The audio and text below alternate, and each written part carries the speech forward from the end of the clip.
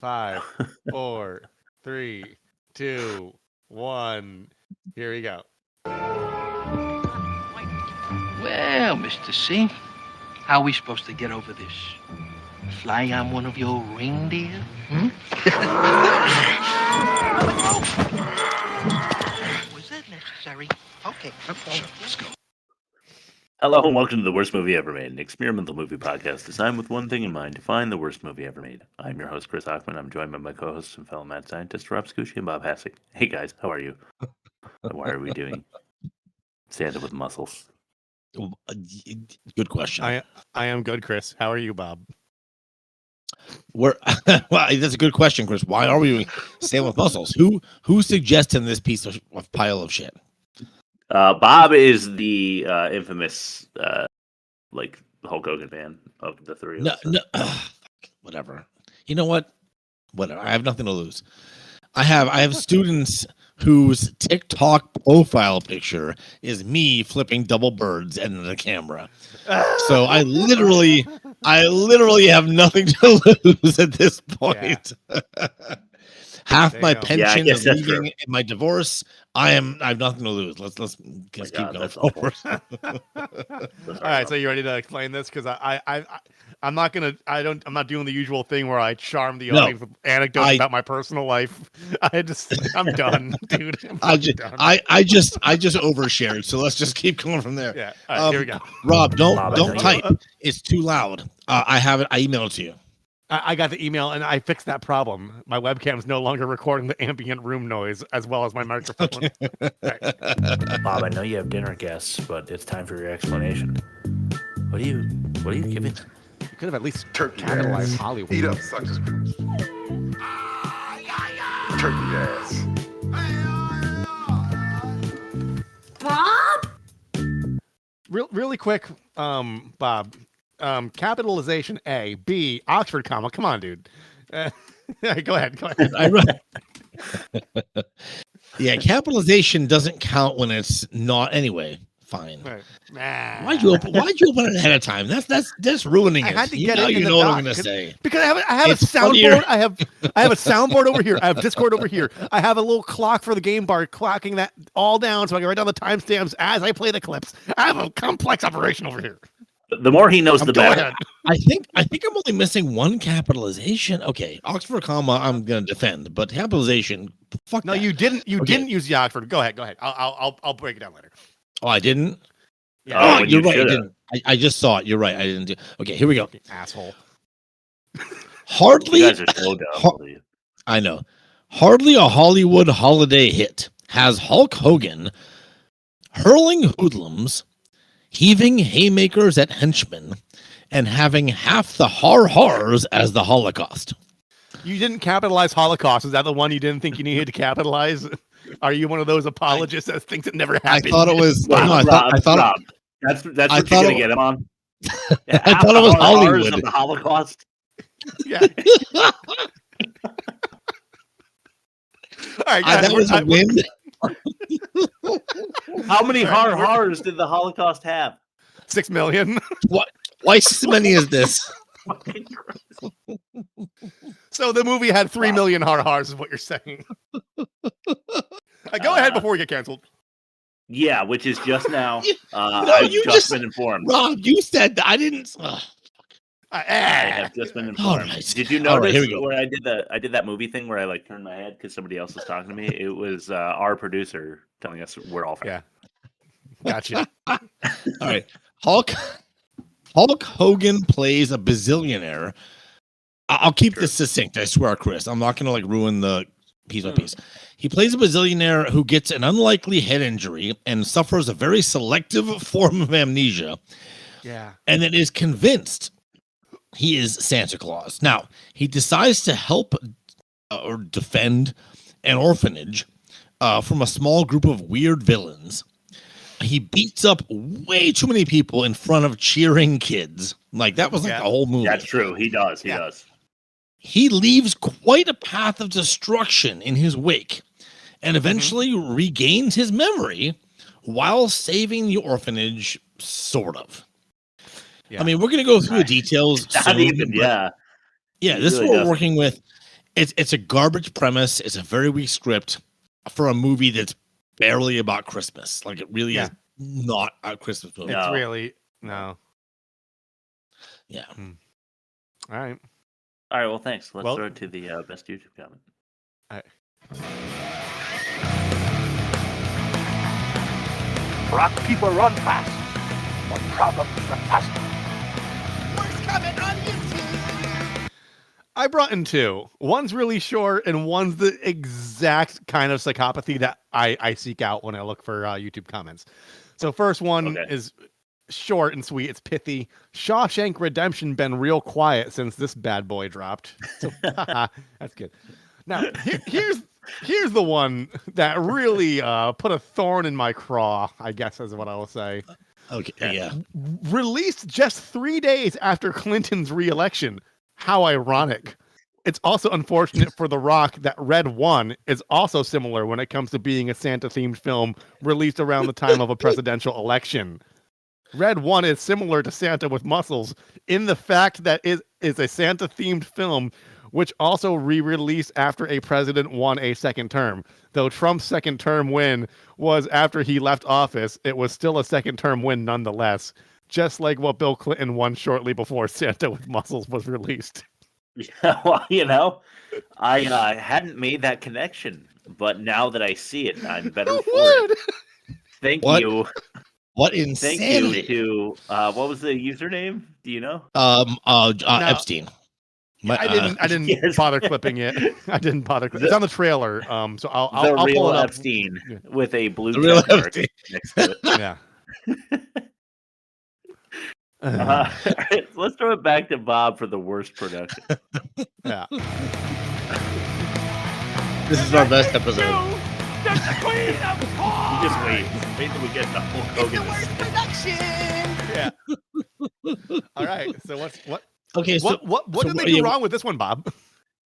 Honestly, I'm saying as my tagline, writing and direction. Yeah. Which I agree. Which I realize that sounds like the entire production is being roasted. Yeah, it's because it is. So I'm just gonna go to the critics on this one because they said it so much better than I could have. There was one critic who said the direction was working from an irredeemably bland screenplay, and that John Morlowski directs with all the enthusiasm of someone going through the motions to pay off a debt. Okay. I thought that was appropriate. So like Nick Cage acting. Oh, fuck you. A little bit, yeah. No, it's true. It's a little, yeah. And then a couple other ones said, films such as Santa with Muscles make films like Jingle All the Way look great. Yeah. I mean, yeah, true. It's very films true. like Jingle All the Way make films like Jingle All the Way look great because they are inherently that. Couldn't agree more. Right. And And then who totally agrees with that, by the way? Kendra Crump. Yeah, Kendra, yeah. She fucking loved it, man. She was like Is she back? 70% the way there, and then she bailed. Yeah. Hey, go ahead, Bob. And my last reviewer said that Hulk Hogan makes Arnold Schwarzenegger seem like Laurence Olivier. So, but anyway, just to like state it, like from start to finish, like the script was weak, and then the direction was lazy. The editing left in a lot of logical inconsistencies and continuity errors, which is all parts of the production. That's pre-production, that's production, that's post-production. They all sucked. This movie sucks. But it might not be as bad as our previous movie, but we'll see. But this is at least the worst Christmas themed movie I've seen, I think. Yeah. So far. And it was hardly even that Christmas themed.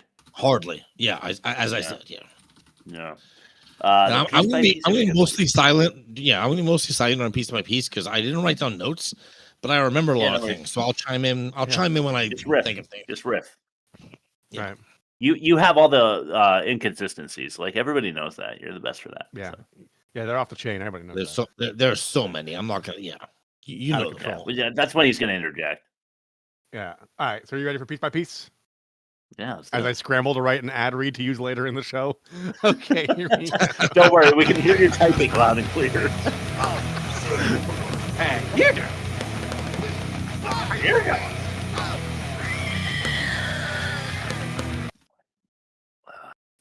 All right. So we open in Lakeville. Some little girl writing a letter to Santa from an orphanage. Lakeville, she says, is a town in decline as some evil mogul is forcing the locals out of town by buying up their properties, right? With this intro out of the way, we meet the muscle man himself. That's Hulk Hogan. He portrays Blake Thorne, a millionaire who sells protein shakes and mantras to the masses. Yeah. Let's get into a little bit of that Hulk Hogan personality playing Blake Thorne. By the way, we got to talk about his hair. I didn't highlight it, but I got to know. Like, business casual, really business casual. I don't think he's had his own hair for years before this. I don't know that it was his hair. Like, how could they fake it though? It totally wasn't. Right, but it looks convincing. Okay, if you why wouldn't he do that then, though? If you say convincing. Well, I guess I'm used to looking at somebody else every day whose hair is less convincing. So, but yeah, let's throw to a clip to show you how douchey Hulk Hogan is in this movie. He actually only plays like the Ebenezer Scrooge. Not you. I was talking about Donald Trump, dude. Oh. Every day I look at his hair and I'm like, what the fuck is going on there? Anyway, let's go to rules. You can say that you want it because he's off the rails now. All right. Yeah, he's. Make a note, Chaz. My picture on the can isn't big enough. And have him make me more tan. Yes? Of course, straight away. Your guests have arrived, sir. Figures. Business always calls when you're having fun. That should be another one of Blake's rules. Make a note, Chaz. Make it rule number... What number are we up to now? 385. Right. Make it 386. Never mix business with pleasure. Nice. Yeah, so there's Hulk struggling through some dialogue. This is kind of an Ebenezer Scrooge approach, right? But like Ebenezer is a douchebag through like 80% of the movie.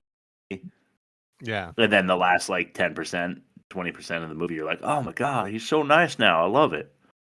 Yeah. Like in the beginning of this movie, we get the Ebenezer Scrooge Hulk where he's like total douchebag, but then like 80% of the movie is just awesome because Hulk Hogan can't be a Scrooge for the whole movie. It's in his contract. It's like with Dwayne Johnson and like Vin Diesel. It's like, I can only get hit in the face 3 times, but if I bleed, you can only hit me once, and I have to win. Like they I have can all only these be the heel. these win conditions. Yeah. Yeah. It's so true though. But I to give him some credit, it does sound like he's poking fun at himself. Like in the beginning, he's like, "Make me bigger and make me more tan." Like that's something some that's people self-referential like, for sure. Yeah. I think that's character shit. I don't think that.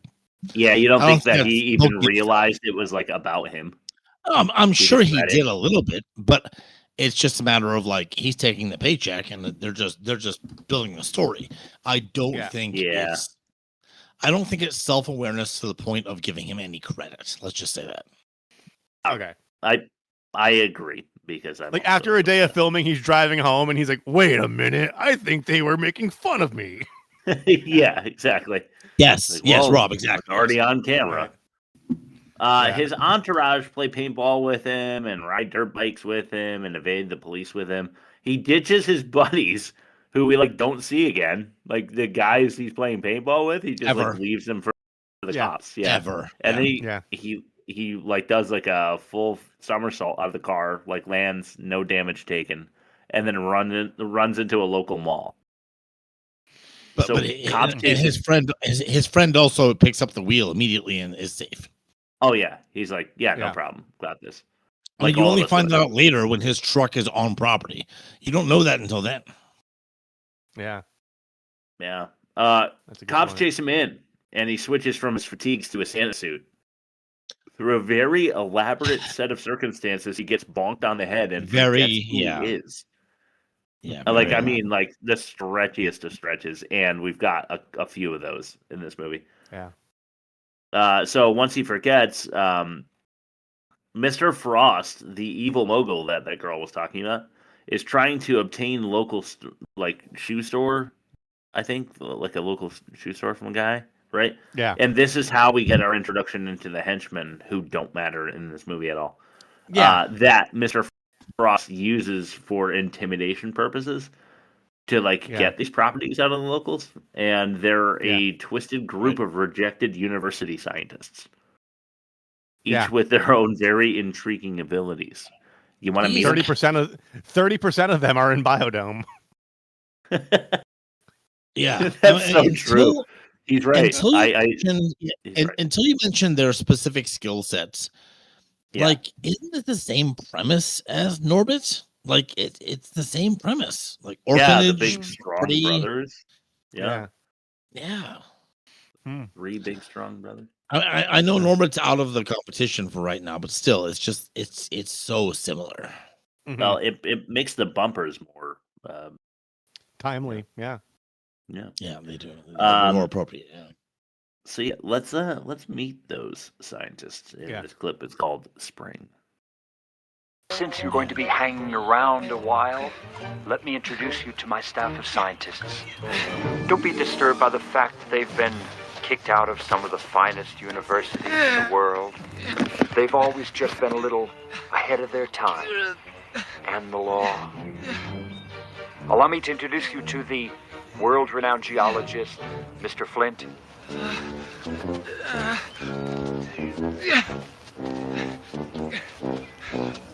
The music sells it. You are going to make such an interesting fossil. Canadian chemist, Mr. Vile.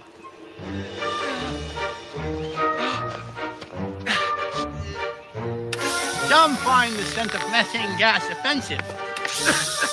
I like to think of it as nature's perfume. That's fucking lame dialogue. Defyingly beautiful, Ms. Watt.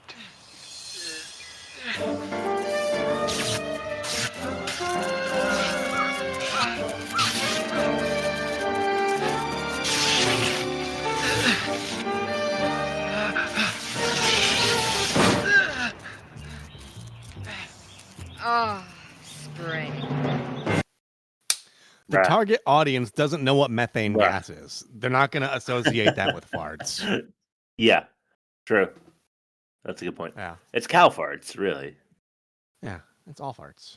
My biggest contention with that moment, though, is that they bring up the geologist, and he's like, you're going to make a great fossil. And it's like, that's not what geologists do. Like, yeah, exactly. Yeah, that's the archaeologist. Yeah.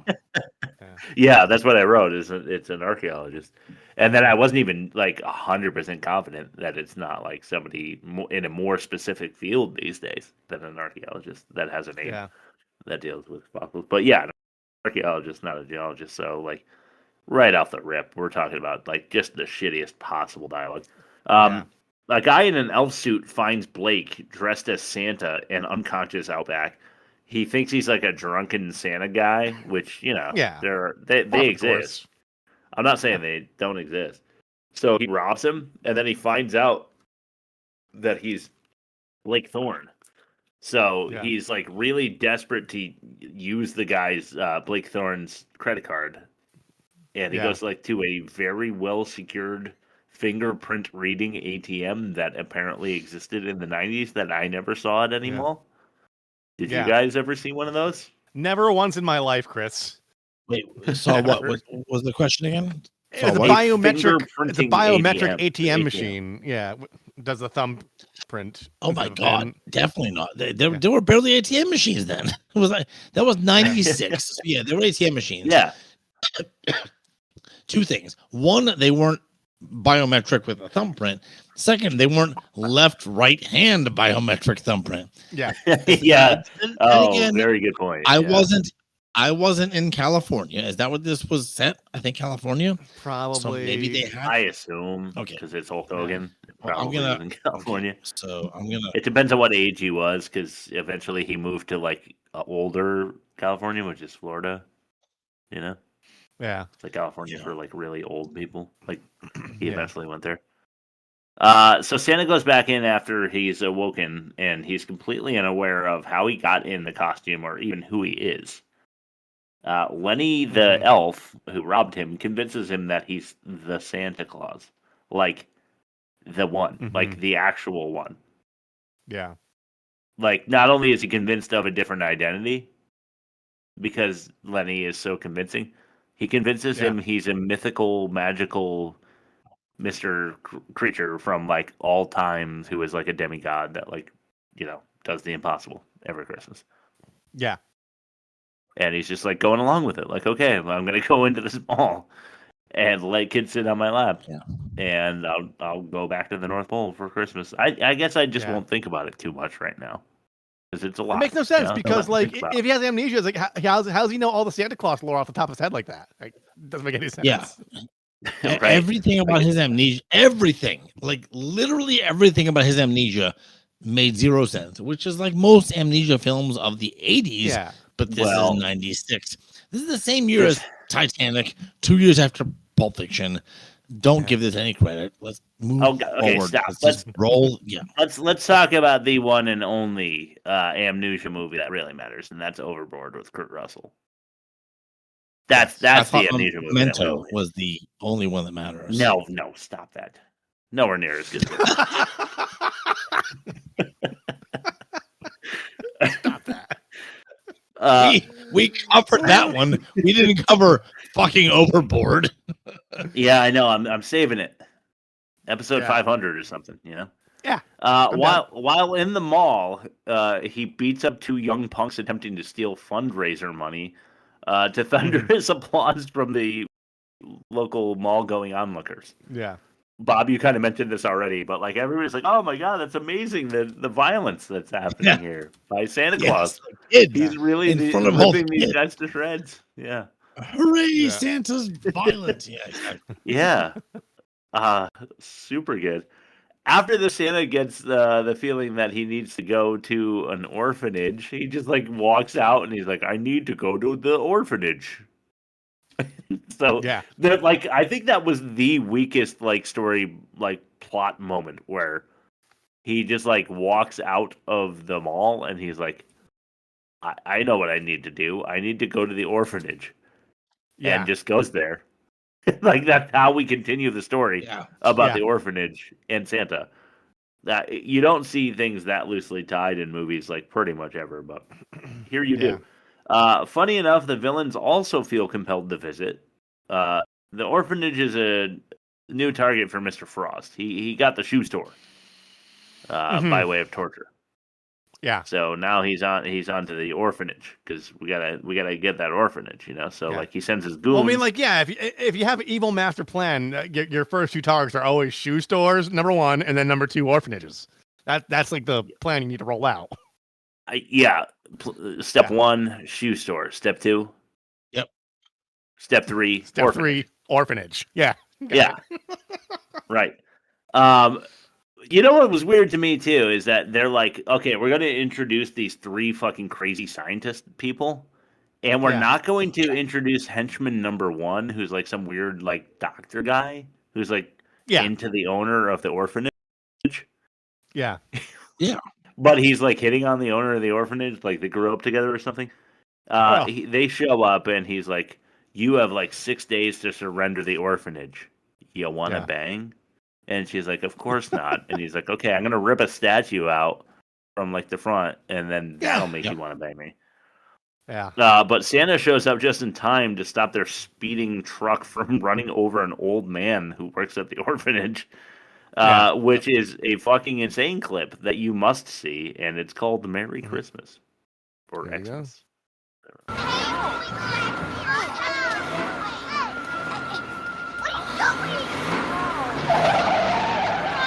the heck out of here!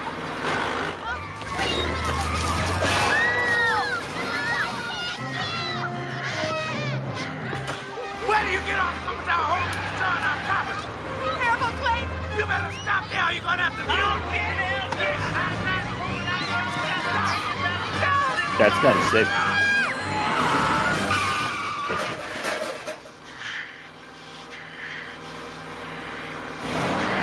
Why are we moving?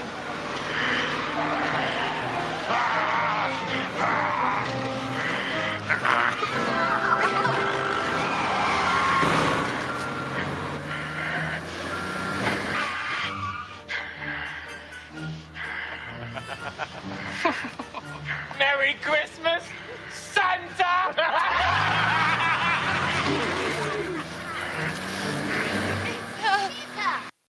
And there we go. Okay, so what Hulk Hogan just did there is he grabbed a metal chain that was being dragged by an ice cream truck, attached to like a, I don't know, 80-pound, 150-pound metal statue. Yeah. And he stopped a truck dead in its tracks with his muscles. That's how fucking strong he is. I just want to, while you're on the subject of how strong he is, fighting. Yeah, go ahead. This is the third movie we've done on the show with Hulk Hogan, and this is the first one where he doesn't rip a car door off with his bare hands. No, he doesn't. Yeah, he has a couple of new milestones. Yeah, this is one of them. Yeah, I mean, he might as well have ripped his car door off. If you fast forward a bit, his strength versus his opponents is never balanced. It just doesn't make any sense. Yeah, it's Seagal logic. Yeah. It's true. But like stopping the car or the ice cream truck to save the old man is cool. I didn't really realize that the old man like works at the orphanage at first. Yeah, same. They kind of like they kind of brought him in later. Like I just thought he was like some like local guy who liked orphans or something. Yeah. Yeah. Anyway. Yeah. I mean, who doesn't? I like a good orphan. Who doesn't? Yeah. Annie, are you okay? Anyway, Lenny and Santa, the strangers dressed in costume, are now invited in for dinner because he stopped an ice cream truck. Not only that, they're having such a blast over dinner that they're like, do you strangers want to stay with these children overnight? Yeah. And these strangers, Santa and Lenny, in their like, bunk beds. Yeah. Right. Yeah. I want to stay in the orphanage overnight. And everyone's okay with that, which I found to be rather offensive. Yeah. So Santa, Blake Thorne, Hulk Hogan, wakes up the next morning, and he comes out without his beard. And we get a really interesting interaction with the children who thought he was Santa up until this point. This is deliveries. Just the way I like it. Good morning, Santa. I saved you a seat over. No beard. Santa, you forgot your This is a very funny story. Santa? Mrs. Claus says it tickles, so I just wear it for deliveries. There it is. That's a pretty good line, though, because he's implying Cunnilingus, right? Yeah, I thought so. Yeah, I went there too. Special delivery. Yeah, little package. I guess, yeah. Well, Bob, you know. Don't play innocent with us. I was wondering if the girl was actually like, that's not Santa Claus, that's Hulk Hogan. And then she was like looking as confused as she was because he had a full head of hair. Yeah. She was like, what the fuck is that on your head? You haven't had hair since like 1971. Yeah. What's up with that? Since you were like 12, Mr. Hogan. Yeah. From all that juicing. He's one of those guys. There's a particular guy that we went to high school with that I'm thinking about that just like, I mean, you just, sometimes it just goes like mad early in your life, and it's crazy. News 8 shows up, and they want to interview Santa with muscles because he twice saved the day. So they do so, and he gives them not very good information. It's kind of a lame interview, but Mr. Frost sees it, and he's none too happy. He is none too happy. He wants the evil scientists to kidnap Lenny. So they do. Yeah, right. And threaten him. If Santa ain't gone, then Lenny has no money. Lenny has no money. He's kaput. They're gonna kill him. Yeah. Get rid of Santa, pay us our money, or we'll kill you. They don't say it because it's like a kids movie, but that's the idea. So Lenny tries to pull Blake away from the orphanage, but instead Blake bonds more with Elizabeth, the girl who wrote the letter in the beginning, and they share a lovely tune together. Here, you unfortunately have to hear it just as we did. This is Angel Baby. You got it. Sorry, not sorry. Let's try that song again. Do you know it? Start me off. I'll always remember the time I spent with you. November, December, April, May, and June. You are my angel baby. You're so fine, angel baby. Mine for all time, all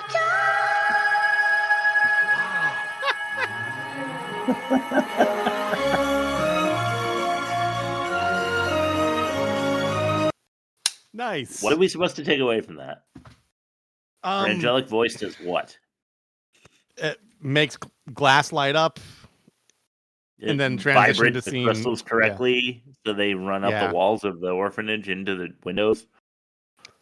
Yeah, let's go with that. But that's only after. But that's only after she sings it alone. No one's backing her up. It's fake.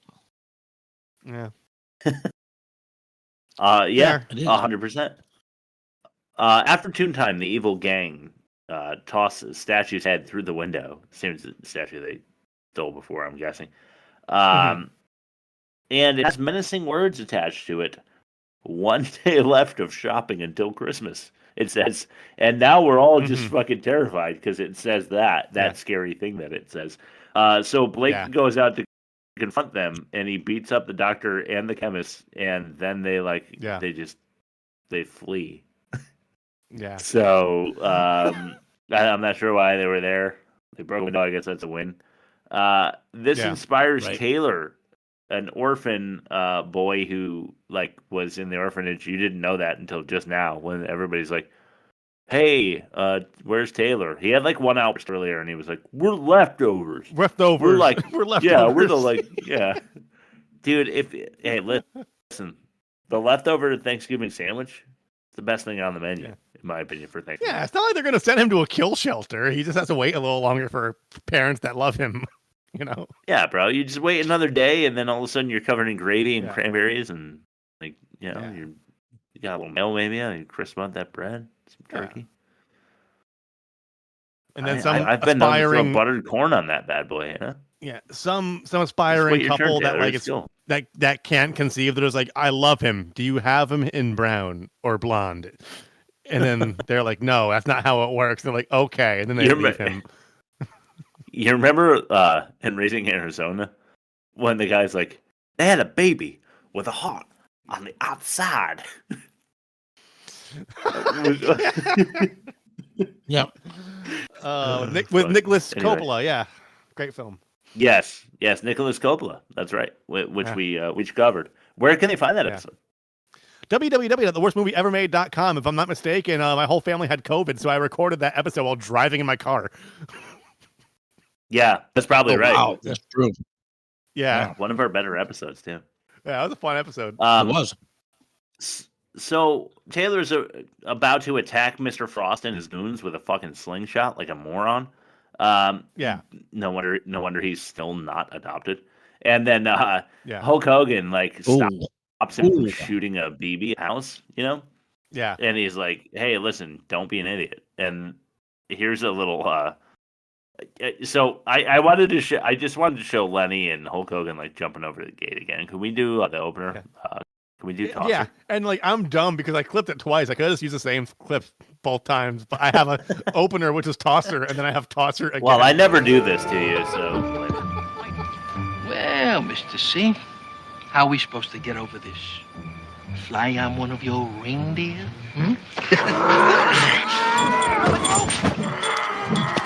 Was that necessary? Okay, let's go. All right. Just had to see Hulk Hogan throw a human adult like 15 feet into the air. And I think that's Bob from that 70s show, Donna's dad. I wouldn't know. It is, yeah. Mr. Penciotti two or whatever. 70s shows actors. Mila Kunis and him both end up on 70s shows. Oh, yeah, Mila Kunis. Yeah, I was going to bring that up. Mila Kunis, like, man, later in life, she's a fine specimen. She could use a little more butt, though. You know? Yeah. What's going on there, Mila? It feels weird because in this context, she's like 7. Well, yeah. I mean, I said later in life. Later. Yeah, I know. Yeah. I'm just trying to sandbag you. Yeah. I'm not Hulk Hogan who like is. I'm not Hulk Hogan who's like storming into the pews to like sing a tune with a 7-year-old orphan. Yeah. Anyway, real quickly. But you can show your own asshole to your kid. All right, go ahead. Fucking motherfucker. All right, cool. I promise for our new listeners, there's some context there that makes that make more sense. Yeah. Jesus fucking Christ. Go ahead. Sorry. We decide, Bunny and the Hulk Hogan, Blake, Santa, whatever, decide they're gonna eavesdrop on Mr. Frost because they're like in the vicinity of earshot, whatever. Yeah. And then they find out that it's not the orphanage itself that Mr. Frost is interested in; it's whatever's underneath it. Oh my goodness, what's going on underneath that orphanage? We got to find out. So everyone goes under to find a vault that the kids have already figured out 3 of 5 combination numbers for. So Santa, once revealed the 3 numbers, somehow knows the other 2. Just intuition, I suppose. He's just like, all right, I'm just going to open this vault door because 8, 24, 16 must be 32 and 40 because. And he also knew like the spin pattern because don't you have to do like 2 right, 1 left, 1 right, pass it once? Like, how do you know all that? Yeah, I that's bothersome. Have no idea. Yeah. It really bothered me too, man. And he gets in and then he's like, I need to ponder how it was that I got into the combination lock, and then he never explains it. Yeah. Literally, he's like, I need to understand why I knew like something about my past. It's because he like lived at the orphanage, I guess, but it's so loose. Like they add that little kernel of information in passing at the end because they forgot to tell us. Because we got to tie up the loose ends, so let's just make him it just doesn't fucking work. And so they open the door, and unfortunately for everyone, the Ark of the Covenant is on the other side, so they're all just instantly melted. Yeah. They just all like melt into the ground. Violent, and that's the end of the movie. Yeah. Yeah. Just kidding. There's like another half hour to go. Nah, it's a cave full of luminescent and extremely explosive gems. Yeah. I'm not too sure. I need an expert opinion on what we're looking at in that cave. So I'm going to the nerdy orphan, who is Mila Kunis. Oh, yeah. The way she explained it, I've been told by a crystals expert that was true. Although unlikely that would all be in one place in the city, but it is very true. That was the right type of crystal, the right type of attribute. That was correct. Huh. Who knows? You don't say. Go figure. Well, Bob got his local expert. We've got our national expert, Mila Kunis. Let's throw it to her with wow.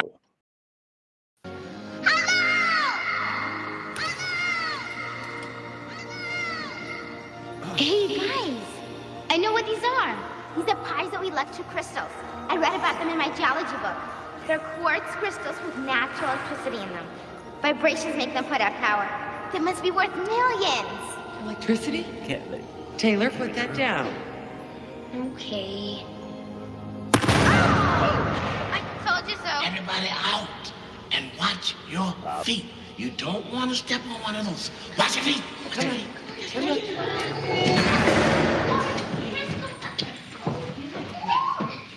You coming?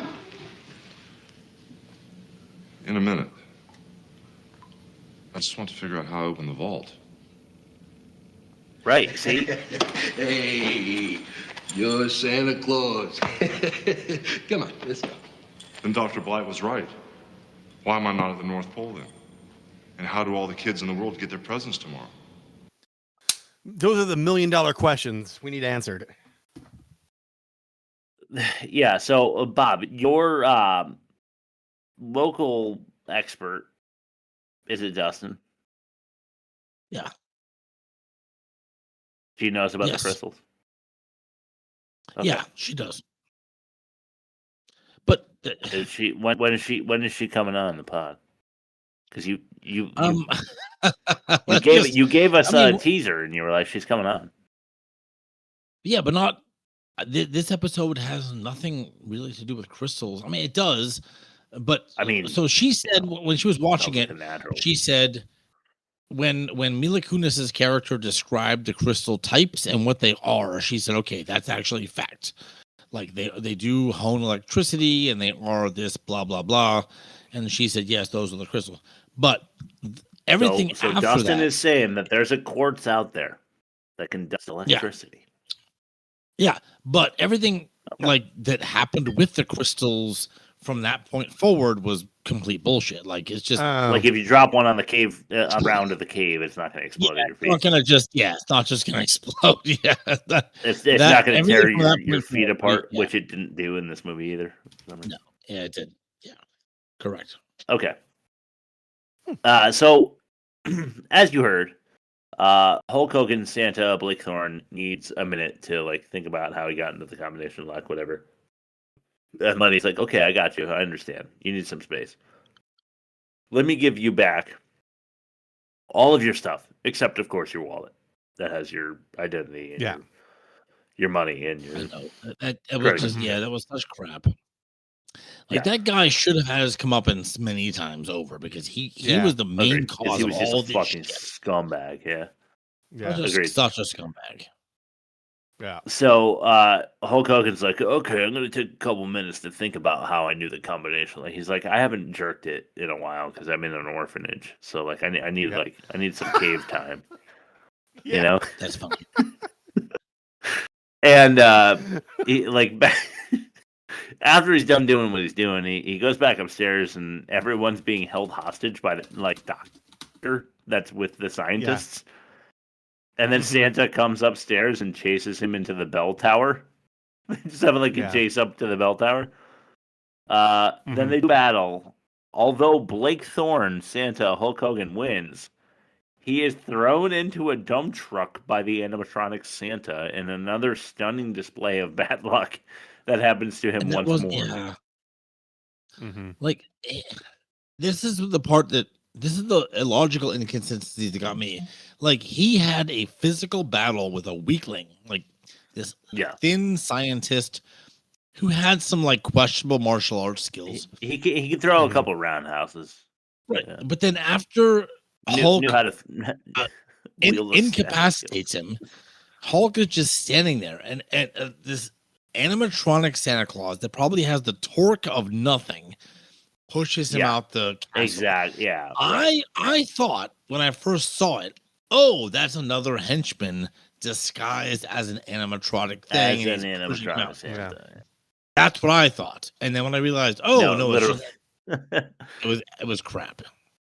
It was literally like a at Lowe's $99.99 animatronic Santa that says ho ho ho and like turns. It would have just stopped. It wouldn't have. It had the power to push Hulk Hogan into a dump truck like 70 feet away. Yeah. Yeah. And it drove the story forward, but it doesn't make it right. No. What doesn't make right either is that he wakes. He is awoken. He reawakes. I don't know. In his mansion, where he's greeted by the butler from the beginning of the movie. So he's dumped off in some site somewhere where Pickles, Shirley Pickles, and everybody from the Dark Backwards is roaming for amp energy drinks and oil and shit. And somehow his butler was out there looking for something and found him. I don't know how the fuck he ends up at home.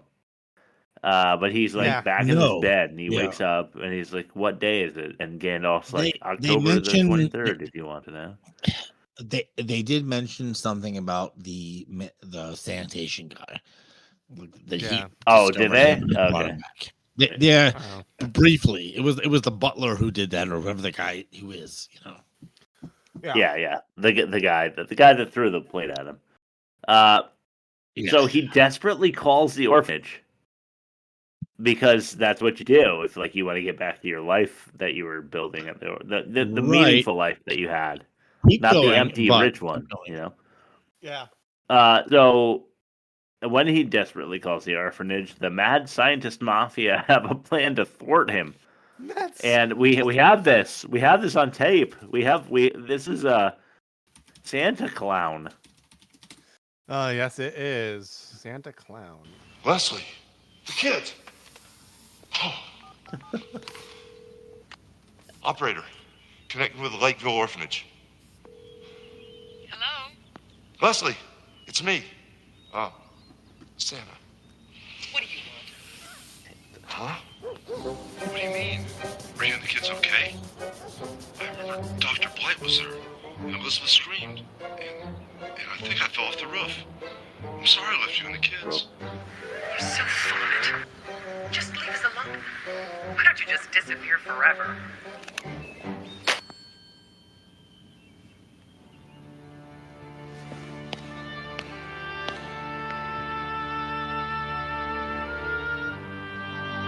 Takes care of Santa Clown. Assemble the team. We're taking the orphanage now. Santa Clown is like a Stan Darsh level insult. It really is. You're fucking Santa Clown. Yeah, I guess. Marsh, more like Darsh. Yeah. The Ragtag researchers ramshack the orphanage.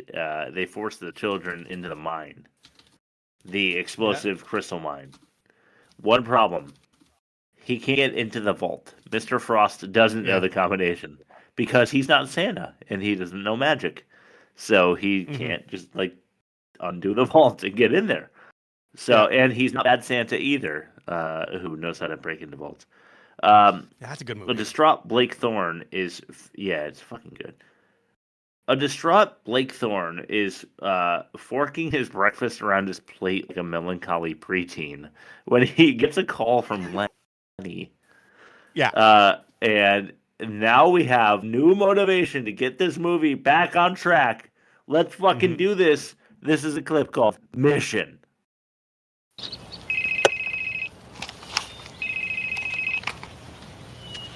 Yeah. Santa, it's Lenny. Lenny! How are you? I tried to call, but Forget it, big guy. There's no time. Mr. Frost is trying to take over the orphanage with his goon squad. He's got his pet scientists everywhere. He's trying to get in the vault, and when he does, he's gonna use the kids to mine the crystals. I don't know how long it's gonna be before. How? How's my favorite patient? Remind me to prescribe something for that pounding headache you must have after that nasty fall. remind me to introduce you to my two little friends, Lefty and Righty. Save it, Santa. No. These long-distance phone calls from the North Pole must be getting pretty expensive, so I'll be brief. Step 1 foot onto this property, and I'll use your friends in my next experiment. Until next year, Santa.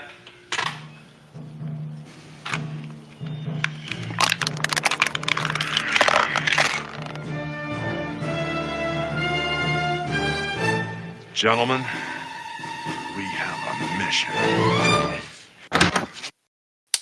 Nice. Okay.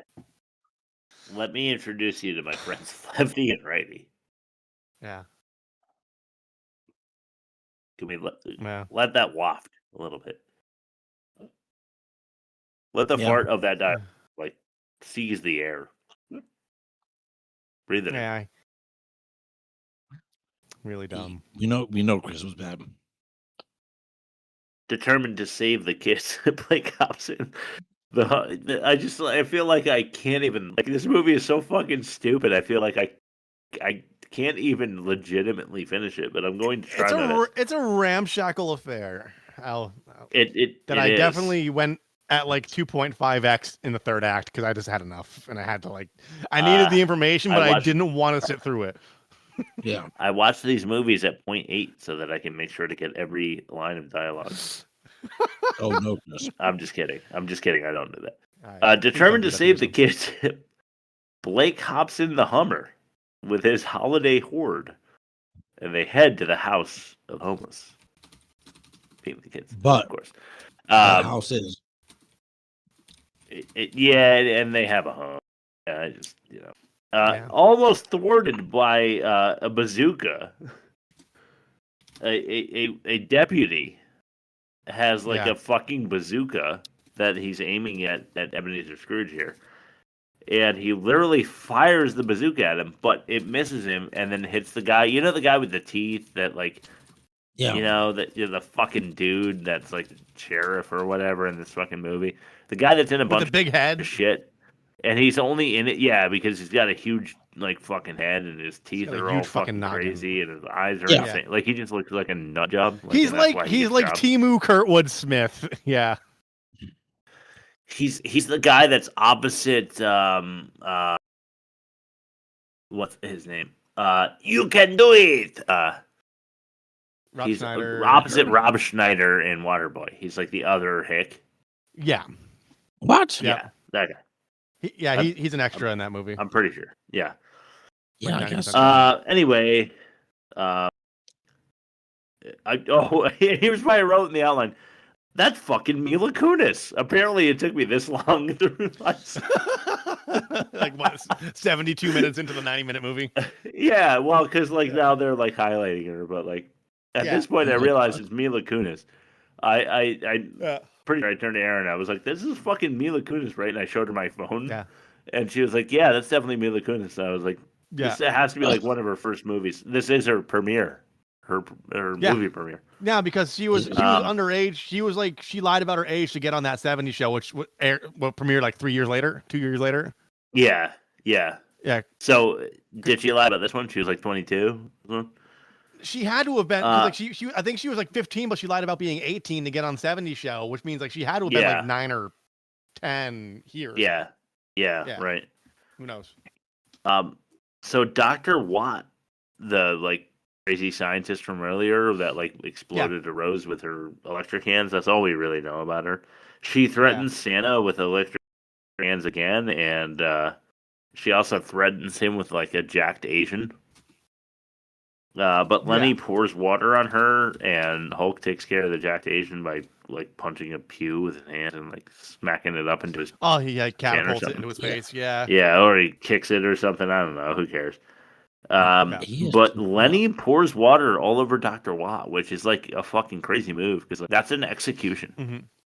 That's electric chair style death. She survives it, by the way. But Blake grew up in the orphanage, we find out, which I kind of already mentioned before. But the doctor guy that we hate gets stuck in the walk-in, and the methane gas chemist guy gets thrown out a window, and I guess he's taken out of commission. Yeah. I don't really know. So that's how the motley crew get beaten. But Lenny finishes with the archaeologist after he gets squished by a vault door by both Mr. Frost and Hulk Hogan. Mm-hmm. So Lenny ties him up or whatever, hog ties him after that happens to him. So Mr. Frost attempts to kill Blake. Yeah. But the crew stops him. In the ruckus, the crystals have been too disturbed, I guess, because electricity and vibration are the same thing. And the entire cave is about to blow.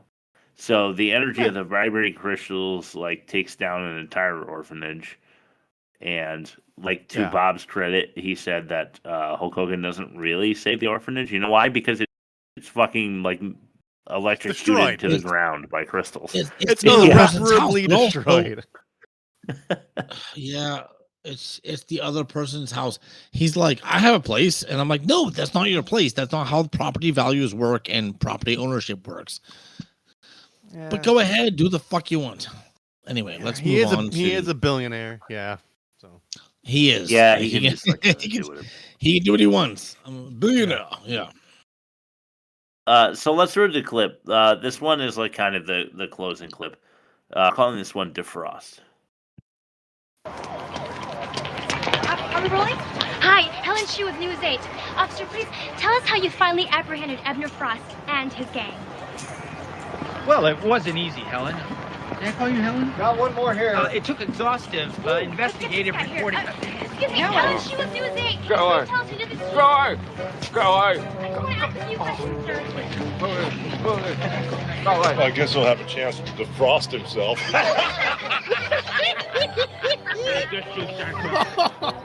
Like the knee slapping guffaw. Hi, Helen Shue with News 8. Just a couple of questions. Are you in a felony? Were you responsible for the explosion earlier?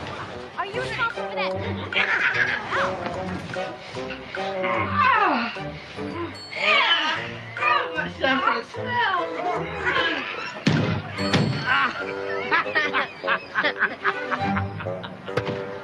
You can't do this! It's inhuman! It's unethical! It stinks in here! Was that a callback to the methane? I just realized it stinks in here. Yeah, I honestly I think it is. Yeah, possibly, maybe. Like, yeah, his like chemical like shooter is malfunctioning now because he was thrown out a window. Yeah. Mr. Frost and his goons are arrested without the orphanage. Blake offers to take the entire family in. So just like what the fuck am I talking about? Just like angels laughing at the damned. I wrote. Yeah. Okay. Blake has a telescope pointed straight at the prison so they can watch all of the baddies serve their sentence. Angels laughing at What the was I damned. on? Hulk Hogan makes everybody like laugh at the prisoners being sentenced. And yeah, just like angels laughing at the damned, Blake has a telescope pointed straight at the prison so that they can watch all the baddies serve their sentence. I don't know what I was thinking there, but I understand now what I meant. But boy, that's lofty. What a fucking movie, man! Yeah, it really is. Let's throw it to fact or no fact. Sure, but before we do that, I just want to say, you've heard of Elf on a Shelf. Now get ready for Splooge on a Scrooge. It's exactly what it sounds like. So pull out your hog, chug down some nog, aim towards the eyes, and let those cummies fly. Splooge on a Scrooge. Please. We're not recovering from that Holocaust joke, so fuck it. No. Parts of a flower are so constructed that very, very Bob, you got any good facts? Yes, Bob. Very racist. I'm no right Pratt. I'm no right Jew either. But Pratt and Jew love Gluten-free food. go figure. Okay. Well, do you have any that are relevant to this movie? Yes. All right. Fact or no fact? What'd you dig up for this one, Bob? Fact or no fact? Santa with muscles, I just called, demands a muzzle because the dialogue was so fucking mad. Yeah. So anyway, I'm going to ask you to find the lie out of these 5 things, and I think you might have a fighting chance because this movie had almost nothing out there about it. I had to dig a little bit. Here we go. First one. The original author's draft was changed so much that he sued to have his name removed. Okay, second one. Executive producer Jordan Belfort, which you might remember from Wolf of Wall Street. Have you guys seen Wolf of Wall Street? Wolf of Wall Street, yeah. Yeah, Jordan Belfort was an executive producer, and he was in jail by the time this was made. Okay, third one. 2 of the child actors would go on to have long-term relationships with Macaulay Culkin. Oh, isn't that cute? Fourth one. Don't No, don't. Oh, that one. Okay, fourth one. This was listed as number 37 in a UK TV doc titled Greatest Ever Christmas Movies. Wow. And the fifth one, a Variety writer thought that Hogan's performance was lacking the charisma of previous work on like Suburban Commando. You know what? I agree with the Variety writer. I mean, like he's not a great actor, but like he at least brought some energy to Suburban Commando. Okay, He did. I agree. Original author's draft was changed so much he sued to remove his name. I mean, that happens, but like there's also like things in place where like you can't just do that. Which is why like whoever did American History X like called it an H. Dumpty production because like he couldn't like remove his name outright, but he could use a pseudonym or something like that. I don't know. So I'll circle back to that one. Jordan Belfort, I know he was on that because like one of the YouTube comments said it when I was looking up those, but I don't know about the jail time. So like that might be true. I know that Macaulay Culkin dated Mila Kunis. I don't know if he dated anybody else. Good for you, Macaulay. Also, when the whole number 37 thing. I hope she was older. Yeah. That the 37 thing's tripping me up. The UK doc greatest Christmas movie ever or whatever, because it was just some production assistant or like some editorial intern going like, I need to come up with 100 fucking titles, and they probably just like went on like whatever aggregate site and just stabbed in the dark, and they just picked one and it happened to be 37. So I could see that happening. I work like as like a copy editor, and like that shit happens. Like you just like. Two people call out, and you have like a we huge need slate 50 of work, Christmas and movies. Like, and you go to Rotten Tomatoes, 10 and you that just have go Mario Lopez. So, so I'm gonna say final answer. Yeah, I'm gonna go number 3. I'm gonna say I only know of one person Macaulay Culkin dated, and I don't know any of the other talent names, so I'm just gonna say number 3 is a lie. Okay. The one that's sticking out to me is number 1 because the author of any script could have been like, nah, fuck that. I'm suing over the changes that were made. So I'm going to go with number 1. Okay. All right. You're both wrong. Sorry, Chris. You're like you're wrong, Chris. But you made more logical sense because the original author's draft was changed so much that he had to have name removed. But that is also one of those things that just happens all the time. So you're right. Yeah. He did do that, but that happens. He was like, "This is fucking bullshit. I don't want my name associated with it." Jordan Belfort was only jailed in 1999. So in 1996, he was still free and clear and producing bullshit movies like this. That was the lie. Third one, 2 of the child actors. So my kids grew up in the world of the twins from Big Daddy. What the fuck was that? Drake and Josh. The Sprouse kids. The Sprouse. The Sprouse twins were in a show called something with a boat. No, it was a hotel, and then it ended up being a boat. Either way, there was an Asian actress named Brenda Song, and she was the little Asian girl on Santa's lap that was listing a big long list of things. She ended up and still is married to Macaulay Culkin.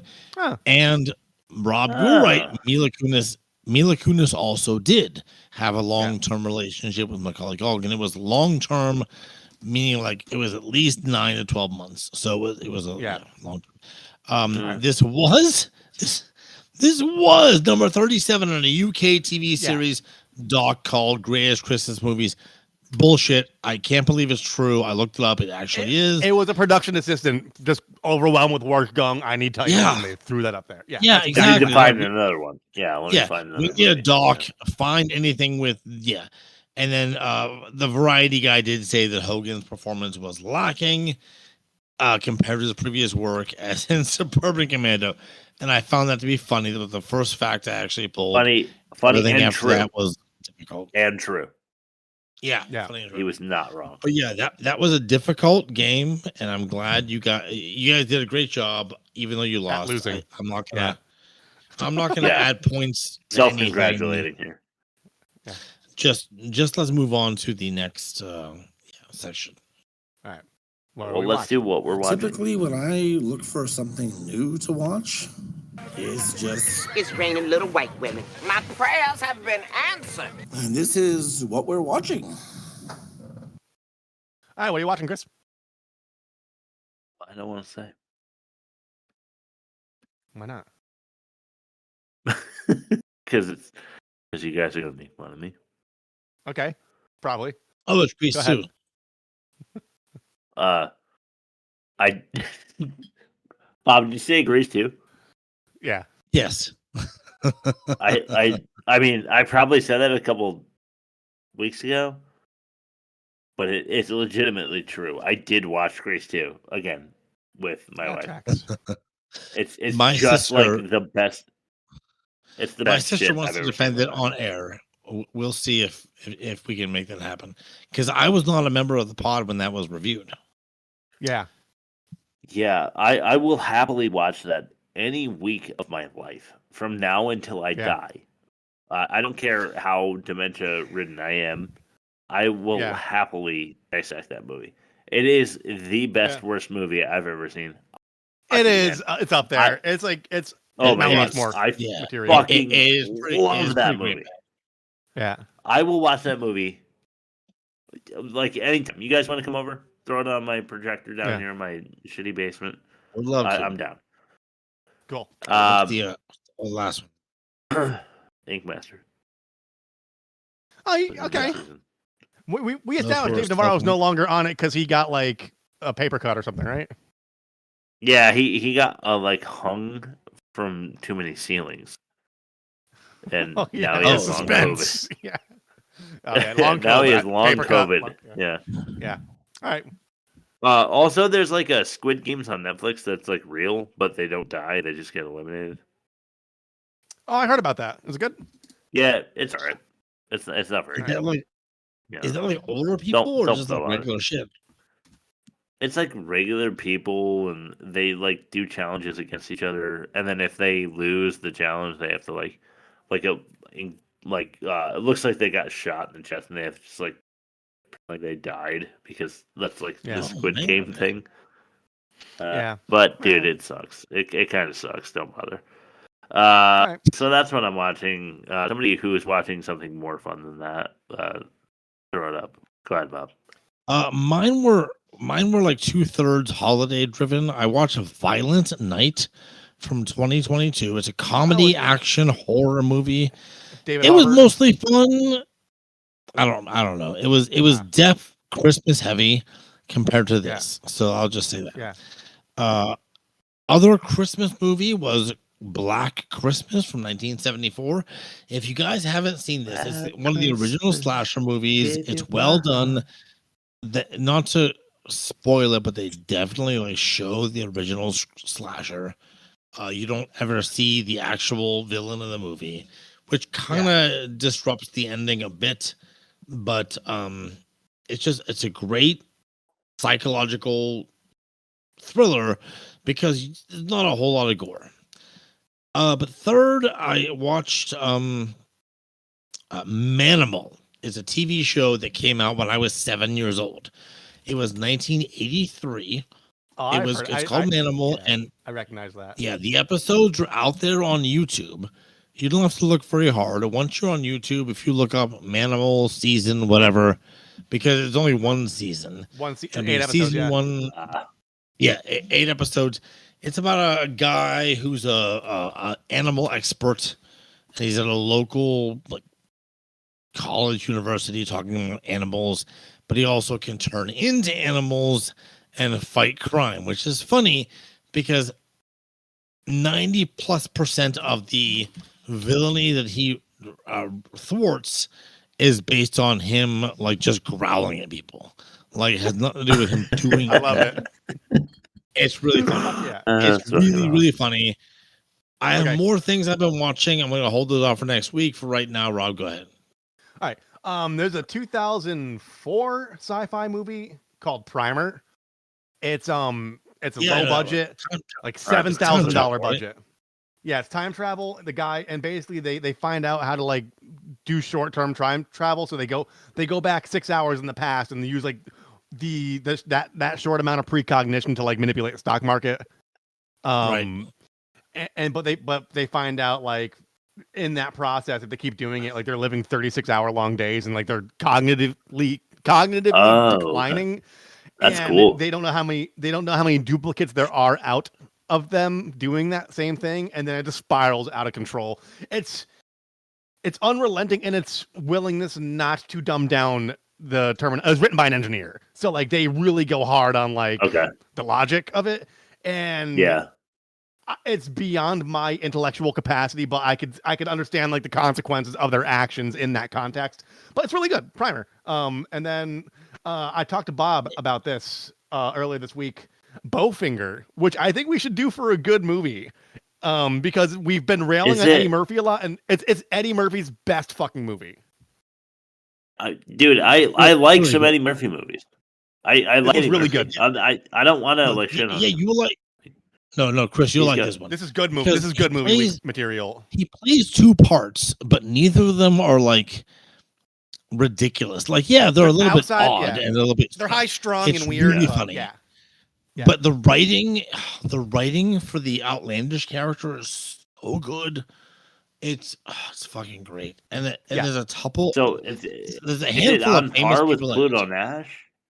No, this is like it's like 85% on Rotten Tomatoes. It's like a cult classic. I just fucking Pluto Nash. It's got mostly Steve Martin. Jamie Kennedy's in there. Heather Graham. Heather Graham is a peak specimen. It's fucking great. Can't believe it. She is actually. Yes. Although she doesn't show anything, she pretty much shows things. It's lots of cleavage. She might. Sweet. But if you don't see it in that movie, it's watching Eddie Murphy's character react is so good. Yeah, it's yeah. Have you guys seen Coming to America? Yeah. Yes. That movie is fucking amazing. Like Eddie Murphy can be so good. Let your soul glow. All right. Eddie does the same thing. Yeah, that shit's so good. All right, let's start to the offensive mini game. Credit names? I mean, we could do that. Yeah, I guess I have them written out of order. Go ahead. Back credit names. They call me Hell. Bentley and Blake, Short and Bentley and Blake, Buster, David Reimer, Mendris Stuns, Donald Clark, Hug Peacock, Doug Gaylord, John Carter. John Carter. Bye. Gaylord John Carter. Was that Luke or Ben? Yeah. Nice. That was Luke. I just said read these names and I will record you and play back. And then I just like put it on. All right. Okay, cool. Game? So yeah, let's do it.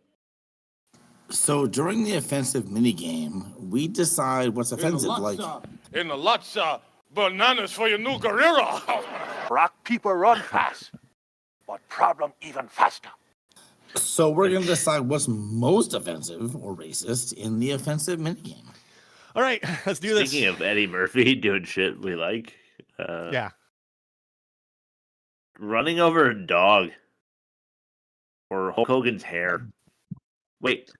Dog. No, that's Norbit. We gotta compare. We gotta compare. Pregnant by the pastor. Yeah, I know. No. Okay. Getting impregnated by a pastor or Hulk Hogan's hair. Hair. Oh, hair. Yes, I agree. I mean, people get knocked up by pastors all the time. They just don't talk about it because they're not supposed to. Completely agree. Yep. Yeah. Using a website to what is the word? Using extort, a website blackmail. to extort a pregnant lawyer. Okay. Or Santa violence in a mall. Extortion. Yeah, I agree. So it's a tie. Paying $1,500 of the money that you originally offered to pay a PI to figure out a problem for you. Or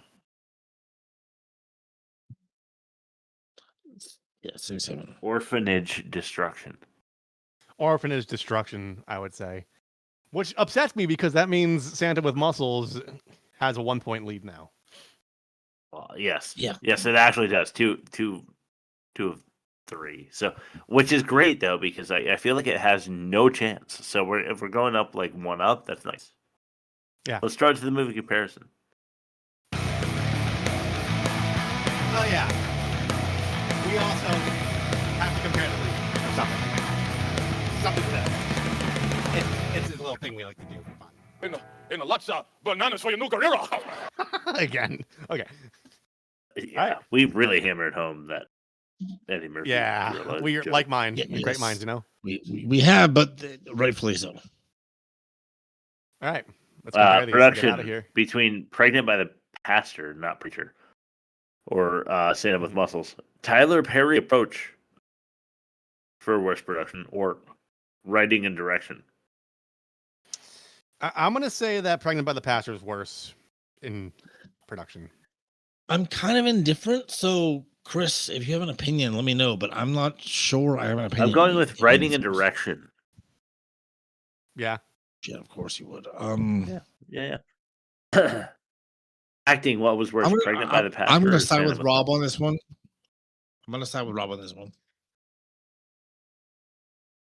What do you got?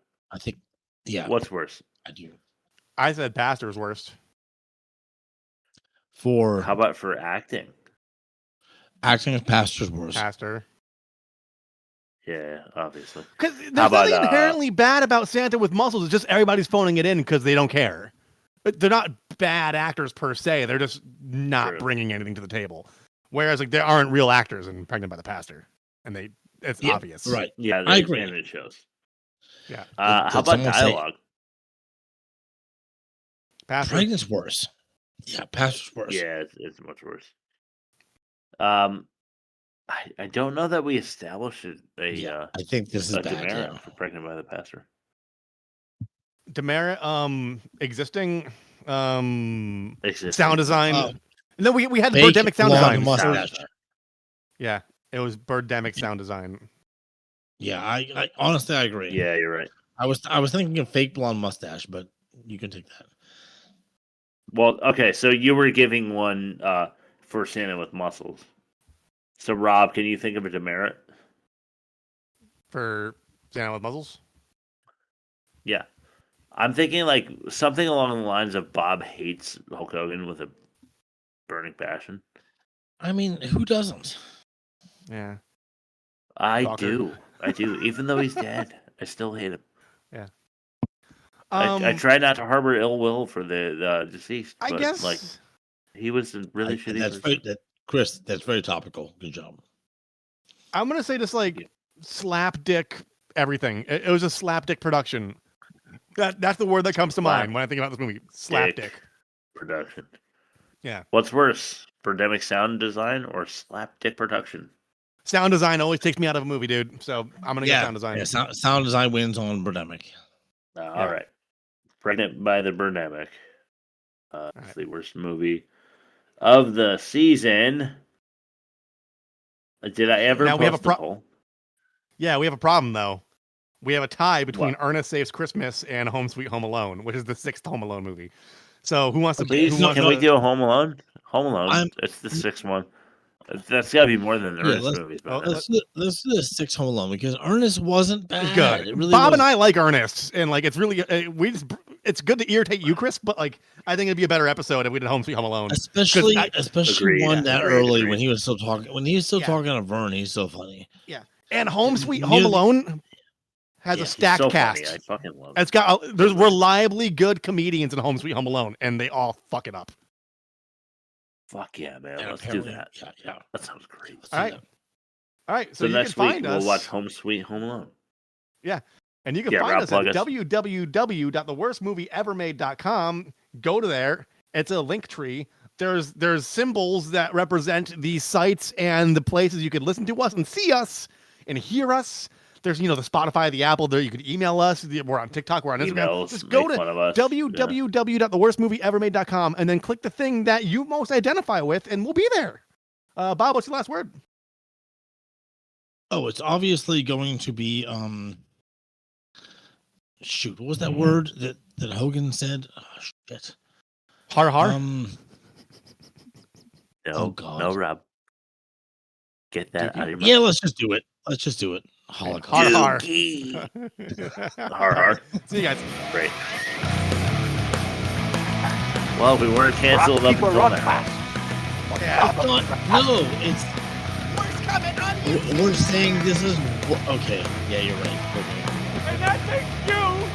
Thanks, Babe. Thanks, Shay, JK, Mitch McKay, Slow Drip, Jeff Goan, Dustin, and of course, the everlasting, never quitting, loves us even though there's so many flaws. Kayla. Is it Kayla? I would say I love you too. Oh yeah. She doesn't love me. She loves her. Oh no. I have to compare them. Chris, why? Something to that effect. It's a little thing we like to do. She's like, In the lots of bananas for your new gorilla. well, Chris is so All right, cool. guys. See you next week. Yeah.